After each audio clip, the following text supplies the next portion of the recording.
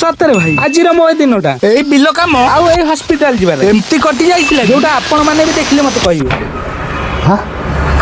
ଜୟ ଶ୍ରୀରାମ ସାଙ୍ଗମାନେ। ହଁ ସାଙ୍ଗମାନେ, ଯେମିତିକି ଆପଣ ମାନେ ଦେଖିଥିଲେ ଆମ ବିଲ ଚାଷ ହୋଇ ଖତ ଲାଗି ସାରିଥିଲା ଆଉ ଆଜି ସେ ବିଲରେ ସବୁ ଧାନ ବୁଣା ହବା ପାଇଁ ସକାଳୁ ସକାଳୁ ବାହାରି ଯାଇଥିଲେ ବାପା ବିଲ। ଆଉ ମତେ ଆଦେଶ ଦିଆ ହେଇଥିଲା ଏଇ ଧାନ ବସ୍ତାକୁ ନେଇ ବିଲରେ ପହଞ୍ଚେଇ ଦେବା ଆଉ ସେହି ଆଜ୍ଞାକୁ ପାଳନ କରିବା ପାଇଁ ମୁଁ ଫଟାଫଟ ବାହାରି ପଡି ଆଉ ଗାଡିରେ ଧାନକୁ ନଦୀ ଦେଇ ମୁଁ ଆସି ପହଞ୍ଚି ଯାଇଥିଲି ବିଲରେ। ଆଉ ବିଲରେ ଆସି ପହଞ୍ଚିଲା ବେଳେ ବାପା ଏପଟେ ତାଙ୍କର ଧାନ ବୁଣାବୁଣି କରୁଛନ୍ତି ଆଉ ଏପଟେ ଆମ ବିଲରେ ଟ୍ରାକ୍ଟର ବୁଲୁଥାଏ। କଣ ସାଙ୍ଗମାନେ ଏଇଟା କେବେ ନୋଟିସ କରିଛ କି ନାଇଁ? ଏଇ ଟ୍ରାକ୍ଟର ପଛପଟେ ଏଇ ଧଳା ବଗଉରା କଣ କରୁଛନ୍ତି? ଯଦି ବି କେବେ ନୋଟିସ କରିଥାଅ କମେଣ୍ଟ ସେକ୍ସନ ରେ ଜଣେଇବ କି ସେମାନେ କଣ କରୁଥାନ୍ତି। ହଁ ଭାଇ, ସବୁ ତ ସେଇ ସମୟ କଥା। ଯେମିତିକି ମତେ ସେଠୁ ଆମ ଛକରୁ ମାଛ ନବାର ଥିଲା, ମୁଁ ଆସି ଆମ ଛକରେ ପହଞ୍ଚିଲା ବେଳକୁ ଗୁରୁଙ୍କ ଦର୍ଶନ ହେଇଥିଲା। ହଁ ଭାଇ, ପିଲାଦିନେ ଆଙ୍କ ପାଖରୁ ଏତେ ମାଡ ଖାଇଥିଲୁ ଯୋଉଟା ମୋର ଆଜି ବି ମନେ ଅଛି। ଆଉ ତାଙ୍କ ସହ ଟିକେ କଥା ହଉ ଭୁଲି ଯାଇଥିଲି କି ମତେ ମାଛ ନବାର ଥିଲା। ଆଉ ମୁଁ ଯୋଉ ମାଛ ଆଣିବାର ଥିଲା ଆଉ ସେ ମାଛ ଅନ୍ୟ ଜଣେ ନେଇ ଆଉ ତାଙ୍କ ପାଖରେ ସେ ମାଛ ଆଉ ଆଭେଲେବୁଲ ନଥିଲା। ସେଥିପାଇଁ ମୁଁ ସିଧା ଗାଡି ବୁଲେ ଆସି ପହଞ୍ଚି ଯାଇଥିଲି କଇଥାରେ ଥିବା ମାଛ ଗୋଦାମ। ଆଉ ଏଠି ପହଞ୍ଚିଲା ବେଳେ ଚୁଙ୍ଗୁଡି ତାଙ୍କ ପାଖରେ ବହୁତ ଷ୍ଟକ ଅଛି। ଆଉ ମୁଁ ନ ଡେରି କରି ଫଟାଫଟ ଓଜନ କରିଦେଇ ଆଣିକି ପଳେଇ ଆସିଥିଲି ଘରକୁ। ଆଉ ଘରେ ଗାଧେଇ ପାଧେଇ ବୋଉକୁ ଧରି ବାହାରି ପଡିଥିଲି କବାଟ ବନ୍ଦରେ ଥିବା ସରକାରୀ ମେଡିକାଲ। ଆଉ ଭାଇ ଏଠି ପହଞ୍ଚିଲା ବେଳେ ଏ ଭିଡ ଦେଖି ମୋ ମୁଣ୍ଡ କଣ ହେଲା। ଘରକୁ ଆଉ ଫେରିବି ତ, କାହିଁକି ନା ଏପଟେ ଯେତେ ବାହାରୁଥାନ୍ତି ଓଟିଂ ହଲ ରେ ସେତିକି ଭିଡ ଜମୁଥାଏ। ଆଉ ମୋ ସିରିଏଲ ନମ୍ବର ଥାଏ 180 ରେ। ସତରେ ଲୋକଙ୍କର ଯେତେ ସୁବିଧା କରିବେ ମାନେ ସେତେ ଗହଳି କରିବେ। ଏଠି କେମିତି ଦେଖୁନାହାନ୍ତି, ସିରିଏଲ ବାଇ ସିରିଏଲ ତ ଡକା ହବ, ତଥାପି ସେ ସିରିଏଲ ହଉଥିବା ଜାଗାରେ ଗହଳି ହଟୁ ନଥାଏ। ଆଉ ଟିକେ ମୁଁ ବାହାରକୁ ଆସିଲା ବେଳେ ବିଜୁ ଭାଇଙ୍କ ସହ ଦେଖାଯାଏ। ଯାହା କୁହ ଭାଇ, ଏହି ହସ୍ପିଟାଲ କାନ୍ଥରେ ଏତେ ସାରା ସଚେତନତା ବୋର୍ଡ ମରା ହେଇକି ବି ମଧ୍ୟ ଦେଖୁଥିବା ଲୋକ ସଚେତନ ହଉନାହାନ୍ତି। ଏପଟେ ଦେଖୁନାହାନ୍ତି ଏଠି ମରା ହେଇଛି ଏହା ଏକ ନିଶା ମୁକ୍ତ ଜାଗା, କିନ୍ତୁ ତାରି ଉପରେ କେମିତି ସବୁ ପାନ ଛାପା ଆଉ ଗୁଟକା ଛାପ ପଡି ଯୋଉମାନେ ବି ଏମିତି କରୁଛନ୍ତି। କଣ ଭାଇ ଏସବୁ ଠିକ କରୁଛ? ଛାଡ ଭାଇ, ମୋର କଣ ଅଛି, ମୁଁ ଏଇ ସବୁ ଭିଡିଓ କରି କହିଲେ କଣ ହବ? ଯୋଉମାନେ ଦେଖିବା କଥା ତ ସେମାନେ ଦେଖୁ। କଣ ଭାଇ ମାନେ ଏଇ ଭିଡିଓକୁ ଟିକେ ସେୟାର କର।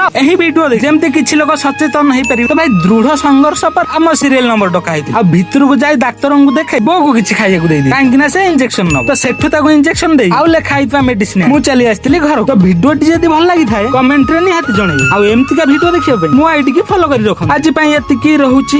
ଜୟ ଶ୍ରୀରାମ।